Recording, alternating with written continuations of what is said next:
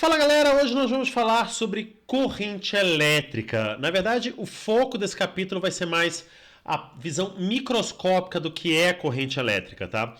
Uma corrente elétrica nada mais é do que um movimento ordenado de cargas elétricas, tá? Um circuito condutor isolado, como nessa figura aqui, está todo mundo no mesmo potencial. Então, o campo elétrico é igual a zero no interior. Então, nenhuma força elétrica está atuando sobre os elétrons de condução. Então, não há nenhuma, que a gente chama, não há nenhuma corrente elétrica. Isso não significa que os elétrons estão parados, tá? Os elétrons estão andando ali, estão se movimentando de acordo com o movimento térmico deles, mas não há uma movimentação ordenada deles.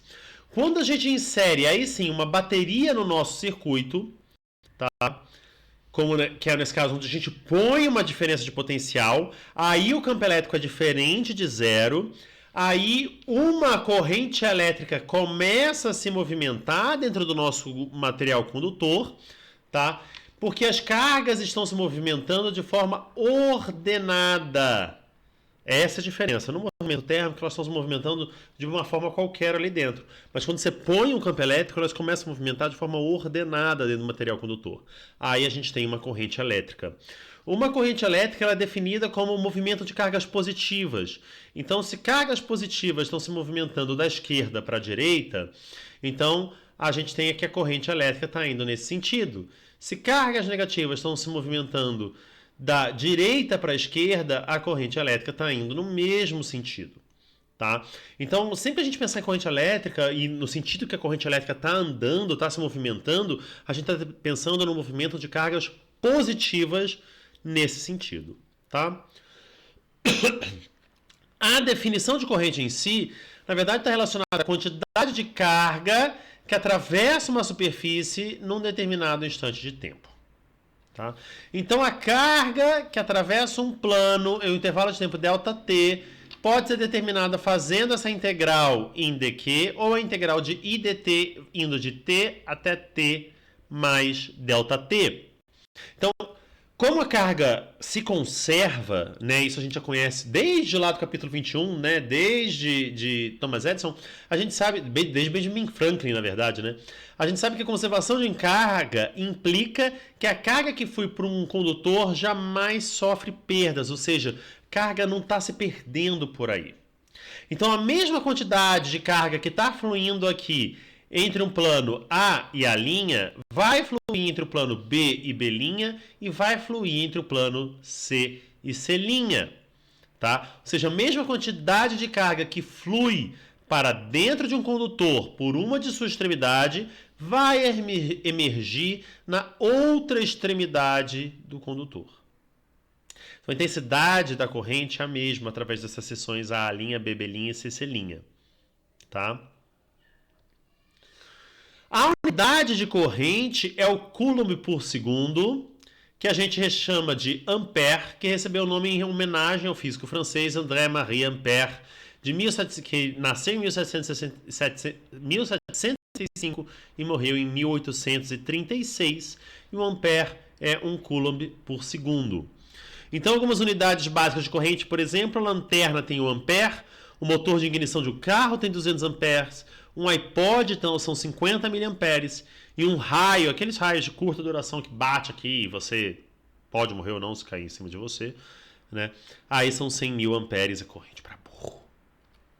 Tá?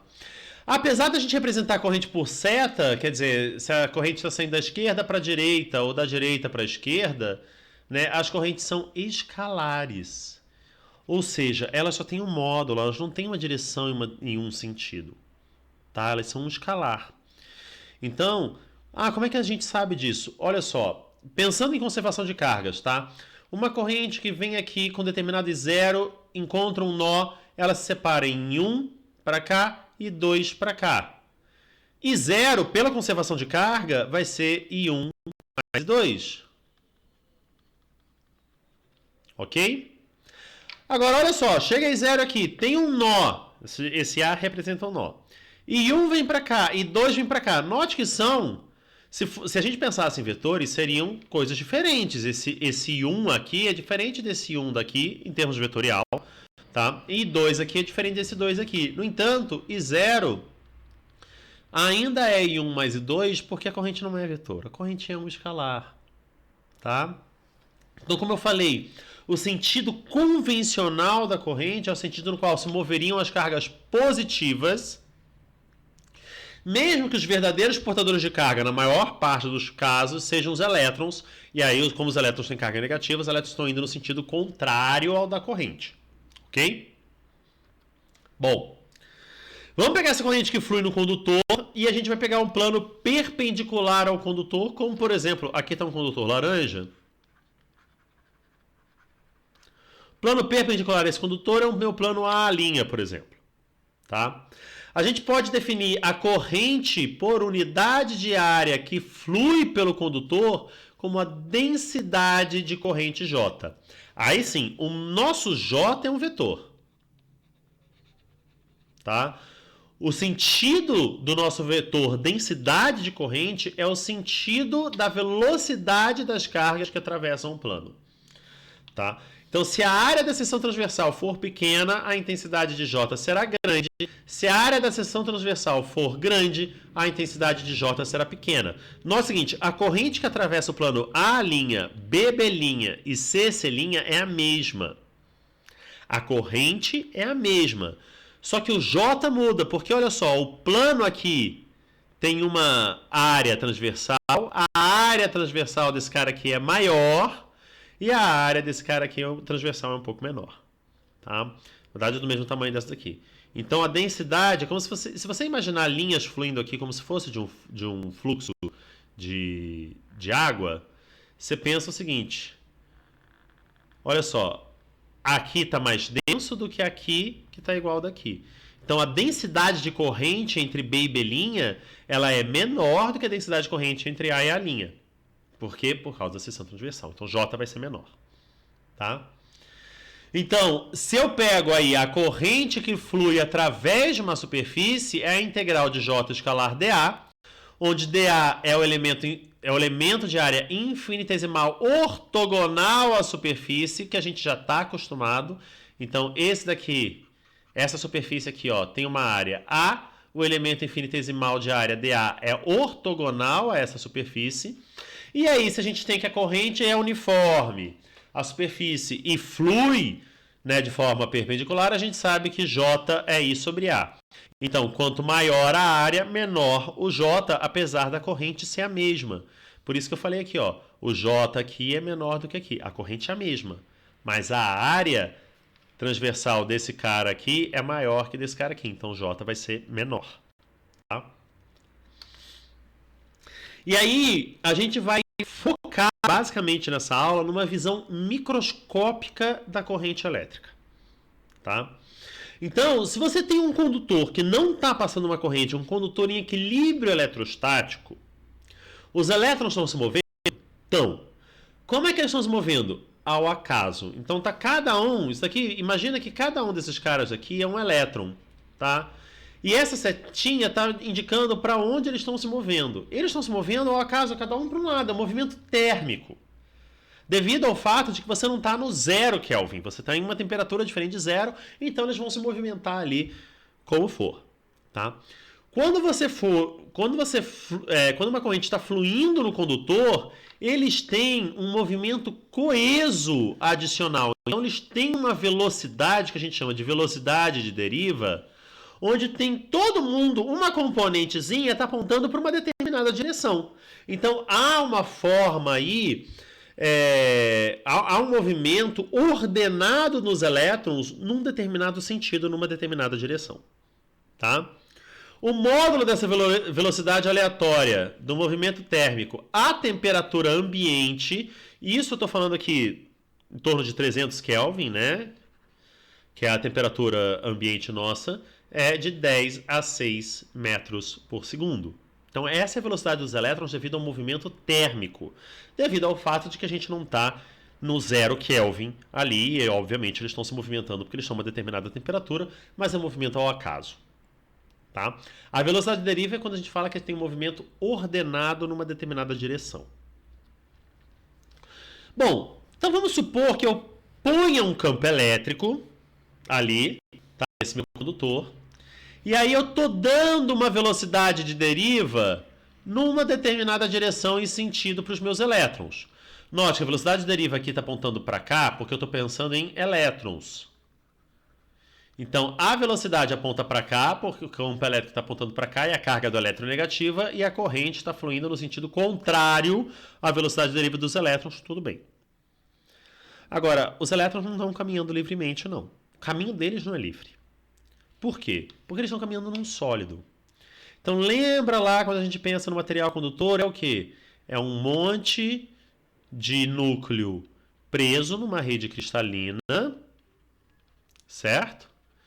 E os elétrons estão livres para se movimentar aqui. Só que, gente, os elétrons estão livres para se movimentar em termos, né? Porque ele pode se movimentar nesse sentido aqui, ó. Pum! Encontrei um núcleo. Ele vai bater.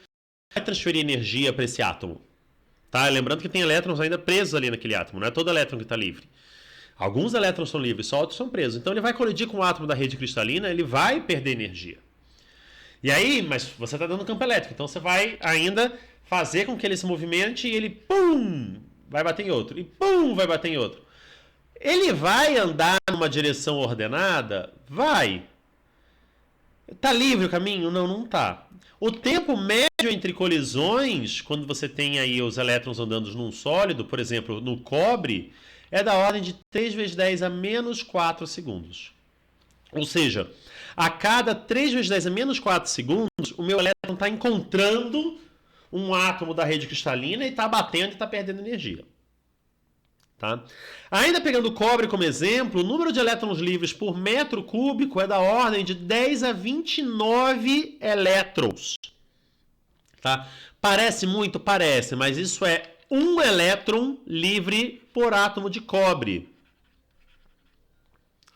Tá? Então pensa, cada átomo de cobre está dando um elétron para a condução. Então você tem todos os outros átomos, todos os outros elétrons ali presos nos seus respectivos átomos. E esses elétrons estão andando 10 a 29 elétrons e a cada 3 vezes 10 a menos 4 segundos eles estão encontrando um átomo para bater. Tá?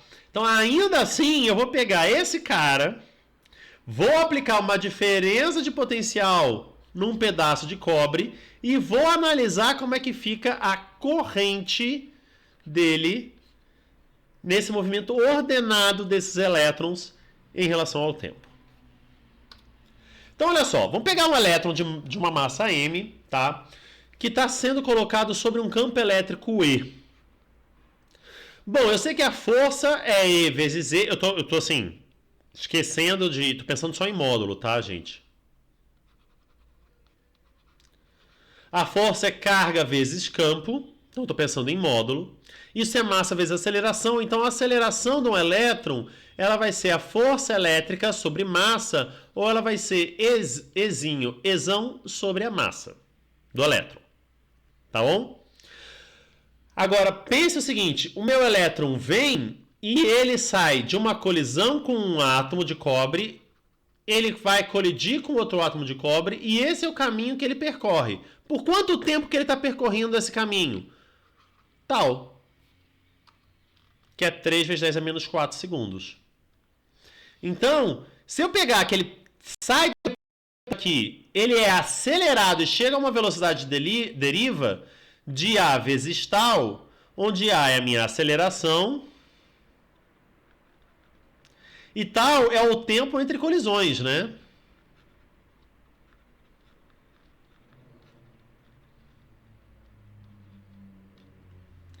Então, a velocidade de deriva do meu elétron eu posso definir como sendo a carga vezes o campo elétrico dividido pela massa vezes o tempo entre colisões. Faz sentido a gente pensar isso? Uma análise rápida. Se eu aumento o campo elétrico, eu aumento a velocidade de deriva. Isso faz sentido. Porque quanto maior o campo elétrico que eu estou colocando ali, maior é a força que eu estou aplicando nos elétrons, mais rápidos eles vão se movimentar no sentido contrário à corrente. Beleza? Se eu aumento o tempo entre as colisões, mais tempo dura a minha aceleração. Então, maior vai ser a velocidade de deriva. Faz sentido, porque a velocidade da deriva é proporcional ao tempo entre colisões. Então, se você analisar assim, a física do problema, ela até que está fazendo sentido. Isso é uma coisa boa. Agora, vamos pegar o caso onde eu tenho um fio de 10 metros de cobre e uma diferença potencial de 10 volts. Então, se eu tenho 10 metros de cobre e uma diferença potencial de 10 volts, assumindo um campo constante, eu tenho que o campo elétrico é em torno de 1 volt por metro. 1 volt por metro. Se eu substituir agora isso daqui na fórmula da minha velocidade deriva, eu vou encontrar que a velocidade deriva dos elétrons é de 0,5 centímetro por segundo. Esse elétron é uma lesma.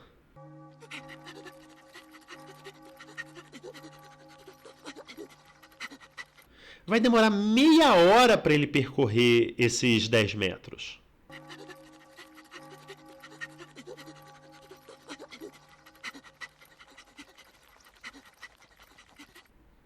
Meia hora.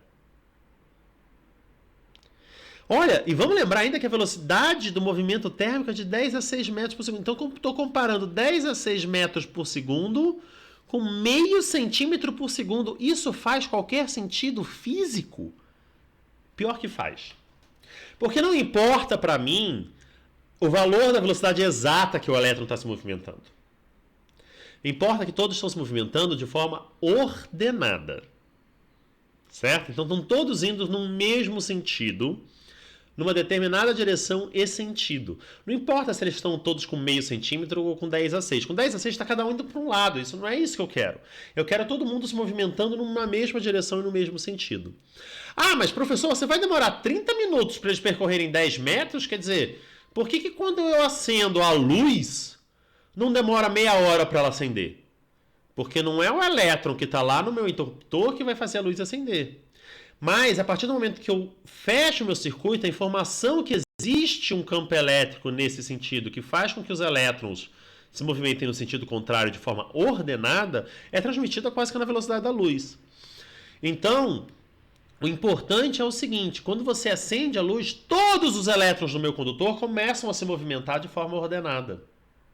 Não é o elétron que está lá no início do meu circuito que eu quero ver chegando na luz ali, não.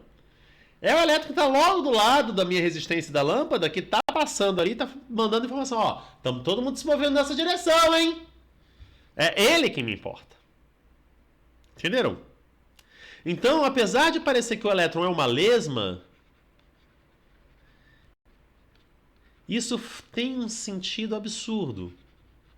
Bom, vamos agora fazer o seguinte, vamos considerar um condutor, tá, com seção transversal de área A, onde eu estou aplicando um campo elétrico E, que é esse desenho aqui que eu tenho, tá? Então, essa área aqui, essa seção transversal tem área A, eu estou aplicando um campo elétrico E, então aqui está meu polo positivo, aqui está meu polo negativo, que faz com que meus elétrons se movimentem com uma velocidade de deriva nessa direção, da esquerda para a direita, e aí, portanto, o meu campo elétrico está aqui da direita para a esquerda e a minha corrente no sentido do campo. Suponha que a gente tem N elétrons por unidade de volume, tá? E a gente vai assumir que todos os elétrons têm a mesma velocidade de deriva e que a densidade de corrente é uniforme. Então, meu J é uniforme em todo o fio. Isso é verdade sempre? Não, mas eu estou assumindo nesse caso que sim, tá? Em um determinado intervalo de tempo dt,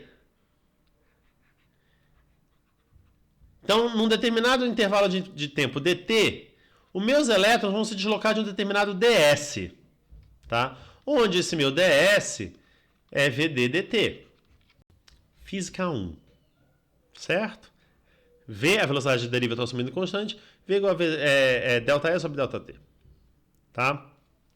Se eu pegar agora o número de elétrons que vai atravessar esse volume, ou seja, eles estavam aqui, percorreram esse determinado espaço dt numa área A, então eles vão pegar, eu estou pegando aqui esse volume todo aqui, o número de elétrons vai ser a densidade de elétrons, então é o número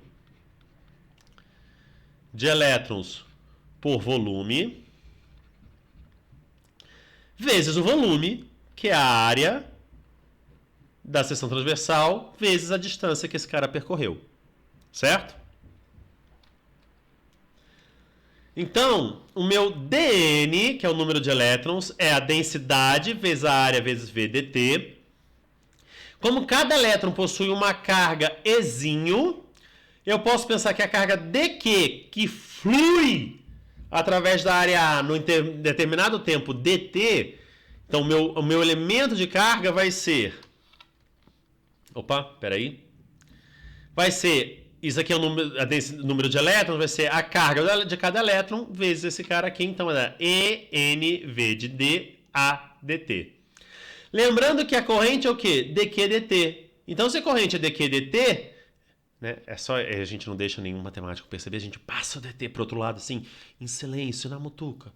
O meu I, que é dQ dt, vai ser a densidade vezes a carga, vezes a velocidade deriva, vezes a área.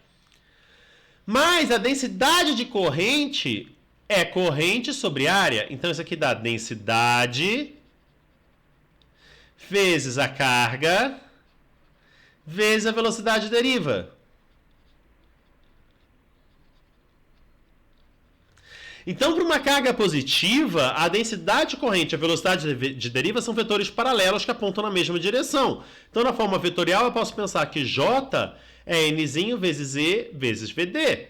Para elétrons, onde você tem uma carga negativa, então VD e J vão apontar em sentidos contrários, o meu J é menos Nzinho vezes E vezes VD. Juntando os dois importantes resultados, que é, ou seja, a minha corrente é Nzinho e VD vezes A, e que VD, que é a velocidade deriva, é Ezinho Ezão sobre M vezes tal, eu tenho que minha corrente é E ao quadrado, Nzinho tal sobre M, vezes a área, vezes o campo elétrico. Agora é importante chamar a atenção do seguinte, tá?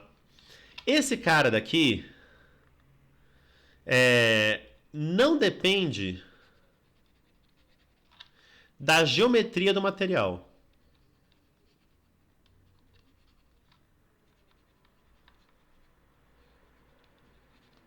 Nem do campo aplicado. Isso é importante, olha só. Tá? Esse Nzinho é a carga do elétron. Nzinho é a densidade de cargas de elétrons por volume. Tá? Isso depende do material? Depende do material. Depende da geometria do material, se o material é mais grosso, mais fino? Não. Isso é uma característica do material. Para o cobre é um, para o ouro é outro, para a prata é outro. O tal depende do quê? Depende do material. Depende se é cobre, se é ouro, se é isso, se é aquilo, se é outro. Mas depende se o fio é grosso ou fino? Não. Se o fio é comprido ou curto? Não. E a massa é a massa do elétron. Então, isso é uma propriedade de cada material. Se é ouro, se é prata, se é cobre, se é isso e aquilo. Cada material condutor vai ter um Nzinho e um tal diferente. Agora, a área e o campo elétrico, a área depende de como eu construo o meu fio. E o campo elétrico depende da diferença de potencial que eu ponho ali. Tá? Então, como esse fator E quadrado, Nzinho tal sobre M, depende apenas das propriedades do material, para uma dada temperatura, a gente chama esse cara de condutividade do meu material. E aí eu ponho aqui o meu sigma, tá? Que é como a gente chama de condutividade, é E quadrado Nzinho tal sobre M. A unidade desse cara é ohm vezes metro a menos 1, já vai ficar claro porque de onde vem esse ohm. Você já conhece, mas a gente vai reforçar aqui. Para o cobre, a gente tem que a condutividade de 10 a 8 ohm vezes metro menos 1. Só que a gente também pode escrever, então, que o meu I é sigma A sobre E. O I sobre A é sigma E, ou seja, o meu J é sigma E. Então, minha densidade de corrente é a minha condutividade vezes o campo elétrico aplicado. Tá? E, ao definir a condutividade, eu também defino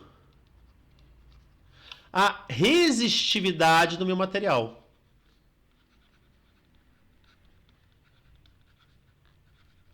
O que é a resistividade do material? É 1 sobre a condutividade, que é μ quadrado N sobre tal. E aí vem a questão, o que é essa resistividade do material? Resistividade do material, que é ohm vezes metro, está relacionada à capacidade do material de resistir à passagem de corrente. Você fala, professor, eu não estou entendendo. Como assim resistir à passagem de corrente? Ora, os elétrons estão livres para se movimentar dentro de um sólido? Não. Alguns estão, está relacionado ao Nzinho, estão livres para se movimentar. Mas o caminho deles é livre? Ou eles acabam tendo problemas no meio do caminho? Eles têm problemas, que são o quê? Os átomos. Essa colisão com os átomos é o que resiste, faz com que os elétrons não estejam livres para se movimentar. Então a ideia da resistência de um material está relacionado a essa colisão dos elétrons com os átomos da sua rede cristalina que constituem o fio. Tá? Como a gente está num campo elétrico, a gente pode assumir o campo elétrico E uniforme, a gente pode escrever que E é a diferença potencial sobre o comprimento. Então meu I passa a ser sigma A sobre V, ou V igual a LI sobre sigma A, ou V igual a RI, onde R é a minha resistência do material. Aí a gente tem que tomar muito cuidado. Essa é a famosa lei de Ohm, que vocês já ouviram falar, em homenagem a Georg Simon Ohm, tá? Da qual foi criada aí a unidade de resistência, que é o Ohm. E a resistência de um material é L sobre sigma A, ou L ρ sobre A, onde L é o tamanho do fio, e A é a área do fio. E aí eu gosto de chamar a atenção para vocês do seguinte: a resistividade de um material está ligada apenas à propriedade intrínseca de cada material. Se é cobre, se é ouro, se é prata. Isso diz resistividade do material. A resistência do material, aí ela está relacionada também ao tamanho do fio e à área do fio. Um fio com uma área maior vai ter uma resistividade, uma resistência menor, mas a resistividade é a mesma se o fio é maior, tem uma área maior ou uma área menor. Um fio muito comprido, ele vai ter uma grande resistência comparado a um fio curto, mas a resistividade dos dois é a mesma. Tá? Então, cuidado. E aí a gente chega então que a diferença de potencial aplicada num fio é proporcional à corrente que passa pelo fio, onde essa constante de proporcionalidade é a chamada resistência.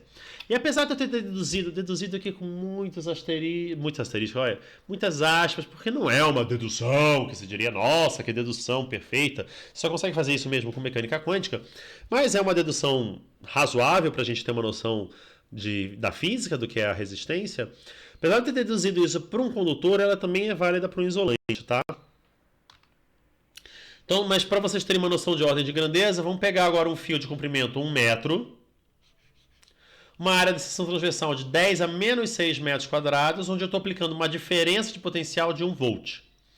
Então, se eu pego um condutor, aqui eu estou pegando valores típicos, né, como por exemplo do cobre, a condutividade desse material é de 10 a 8 ohm vezes metro a menos 1, o que dá uma resistividade de 10 a menos 8 ohm vezes metro, o que me dá uma resistência para esses valores de 10 a menos 2 ohms, e que, portanto, um fio condutor de 1 metro de comprimento e 10 a menos 6 metros quadrados de área da seção transversal me dá uma corrente de 100 amperes.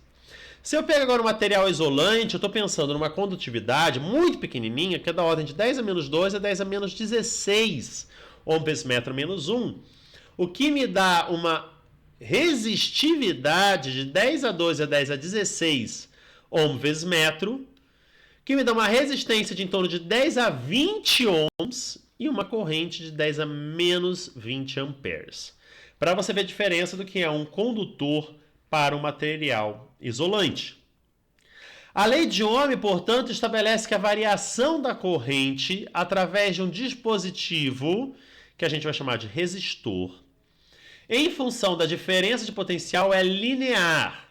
Nesse caso, quando há linearidade, a gente fala que esse dispositivo é um dispositivo ômico. Nem sempre isso é verdade, tá? Ou seja, R independe do valor e da polaridade do meu potencial, que é essa que mostra a figura aqui. Isso aqui seria um dispositivo ômico. Quando isso acontece, a gente diz que o dispositivo é um condutor ômico. Caso contrário, o condutor não segue a lei de Ohm. Pode ser, por exemplo, algo como mostrado nessa figura aqui.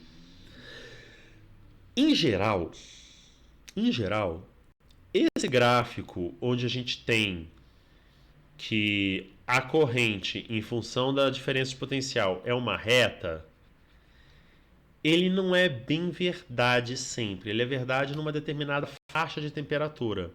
Porque quando você aumenta demais a temperatura, você tem que... Isso começa a mudar lá rapidinho, mas isso começa a mudar e aí a gente fala... Na verdade, a maior parte dos materiais não é ômico, mas em uma determinada faixa de trabalho que a gente costuma trabalhar, eles são ômicos, por isso a gente sempre usa, de forma geral, como a gente vai usar nesse curso, na maior parte das vezes, V igual a RI. Tá bom?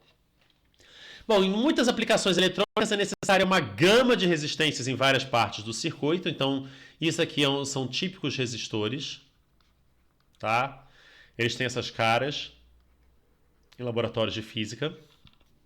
Tá? Esses são os resistores comercialmente disponíveis.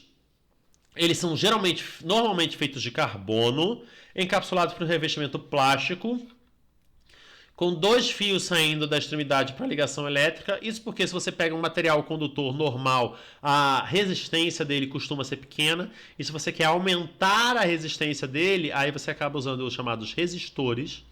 Tá? E o valor de sua resistência é indicado por 4 listras coloridas sobre o revestimento plástico.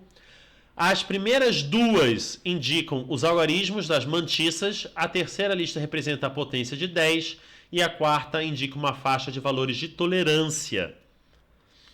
Então você pode pensar assim, ó, isso aqui, primeiro algarismo, segundo algarismo, a potência e a tolerância. Então vamos lá. Primeiro algarismo, vermelho, 2. Tem 2. Amarelo, segundo algarismo, 4. Então aqui é 24 vezes 10, verde, 5. 24 vezes 10 a 5 ohms. Essa é a resistência desse cara, desse resistor aqui, ó, 24 vezes 10 a 5 ohms. A cor dele é dourada, significa que o ouro tem uma tolerância de 5%, então isso aqui é mais ou menos 5% esse valor. Ok? Bom, mas como eu falei, a resistividade, portanto a resistência, elas variam de temperaturas. Porque... E assim, é uma coisa assim que varia de forma larga com a faixa de temperatura. Quanto maior é a temperatura, maior é a agitação térmica dos elétrons. Mais difícil vai ser vai ser manter esses caras de forma ordenada. Aí você fala, então eles são ômicos ou não são ômicos? Na verdade, eles não são bem ômicos. Tá? Isso aqui seria para o cobre a resistividade em função da temperatura. O que acontece? Que aí é uma coisa que a gente tem que prestar atenção. Se passa corrente no material, os elétrons não estão colidindo com a rede cristalina? Então, eles não vão transferir corrente, não vão transferir energia para a minha rede cristalina? Vão. Então eles não vão se agitar mais? Vão. Então isso não vai piorar a minha resistência? Vai. Quanto maior a corrente, mais esquenta também. Então se você pega aquelas lentes amarelas, você sabe que se você liga elas e você passa uma corrente pequena, elas não vão ficar tão quentes. Se você passa uma corrente maior, elas vão esquentar mais. Dependendo da corrente, elas podem até estourar. Então, isso significa que a corrente depende com a temperatura. E se depende da temperatura, a diferença potencial também... E quanto maior a corrente, maior a temperatura. Então, você não tem direito como fazer isso de forma muito linear. Tá? Então, mas se você pegar numa faixa pequena de temperatura... Isso é aproximadamente uma reta, beleza, você está salvo. Mas você pode sempre, se você pega uma faixa maior, dependendo, isso não vai ter uma dependência linear. Então o que você faz? Você pega uma relação empírica, tá, para a dependência da temperatura, então você põe aqui, ó, Rho menos Rho0 é igual a Rho0 alfa T menos T0, onde Rho é a resistividade a uma determinada temperatura T. Rho0 é a resistividade a uma temperatura padrão T0. E alfa é um coeficiente térmico que você obtém fazendo um tratamento experimental aí dos seus dados, uma regressão linear, certo? Esse é um jeito meio burro que a gente tem, mas assim a gente salva, entre aspas, a lei de Ohm, porque a gente vai corrigindo na lei de Ohm o valor da resistividade ou o valor da resistência. A verdade é que a gente não precisa fazer isso, a gente pode aplicar um negócio direto, não precisa salvar a lei de Ohm, tá? Mas é o que a gente acaba usando para salvar de fato a lei de Ohm. Tá? Em aplicações cotidianas, a gente se interessa pela dependência com a temperatura da resistência em diversos dispositivos, isso é fato. A resistência de um dispositivo depende do comprimento dele e da área da seção transversal. E essas grandezas dependem da temperatura. Então, por isso que a gente não consegue salvar assim perfeitamente. Todavia, a dependência com a temperatura da expansão linear é muito menor do que a dependência da temperatura da resistividade de um condutor particular. E aí a gente tem que a dependência com a temperatura da resistência de um condutor pode ser aproximada do mesmo jeito que a gente tem da resistividade. Tá? A equação para dependência com a temperatura contém diferenças, de modo que pode ser usado tanto Celsius quanto Kelvin, porque o que importa é o ΔT. Então, tanto faz. Tá? E aqui são os valores de alfa para alguns condutores, por exemplo, da prata, do cobre, do alumínio e do ferro. Então, são valores relativamente baixos. Então, a gente mostra que varia pouco a temperatura. Tá? E aí a gente pode pensar também no seguinte, olha só. Se eu ponho uma determinada bateria que tem uma diferença de potencial e eu tenho um dispositivo elétrico aqui, eu estou fazendo com que corrente comece a fluir pelo meu condutor. Certo? Aqui tem uma diferença de potencial, aqui, pega um dispositivo qualquer, vou ter uma diferença de potencial. Certo? Vou analisar isso por conservação de energia. A bateria dá uma determinada energia e eu sei que essa energia vai ser V, que é a diferença potencial no meu dispositivo, vezes dQ, e eu sei que meu dQ é IDT. Então, meu dU/dt, que é exatamente a minha potência, é I vezes V. Minha potência é VI, watts. Potência é, se V, se eu for um material ômico, a diferença potencial é R vezes I. Então, potência é R quadrado, que é V quadrado sobre R. Ok? P igual a VI, aplica-se a transformação de energia elétrica em todos os outros tipos de energia para qualquer dispositivo. E esse cara daqui, então isso aqui é assim, qualquer dispositivo, e isso daqui se aplica para um dispositivo ômico que tem uma determinada resistência. Ok? Então, alguns exemplos para vocês, por exemplo, então, o aquecedor elétrico, ele tem em torno de quilowatts, uma torradeira em torno de 300 watts. O corpo humano produz 100 watts de potência, tá? De calor, que é mais ou menos o mesmo que produz uma lâmpada de filamento. Só que como a nossa área é maior, a gente não brilha como a lâmpada de filamento brilha, né? A gente brilha, na verdade, no infravermelho, por isso que aqueles óculos de luz noturna vê a gente no infravermelho. Um cobertor elétrico produz 50 watts de potência e o corpo humano 100. Aproveitar esse friozinho, o problema é que está na época de pandemia, né? Então não é bom. Mas, se não tivesse época de pandemia, vejam, é muito melhor você estar acompanhado à noite do que você estar com cobertor elétrico, né? E gasta menos do que um aquecedor elétrico que tem na ordem de quilowatts, que consome aí uma energia desgraçada, né? E, obviamente, também está acompanhado, é bem mais divertido. Então é isso sobre visão microscópica da corrente elétrica e circuitos ômicos. Na próxima aula, a gente já vai entrar em circuitos elétricos, onde a gente vai ver a aplicação não só de resistores ômicos, como a gente vai incluir resistores e capacitores. Vai ser super divertido. Não percam. Fiquem aí ligados na próxima aula. Até mais!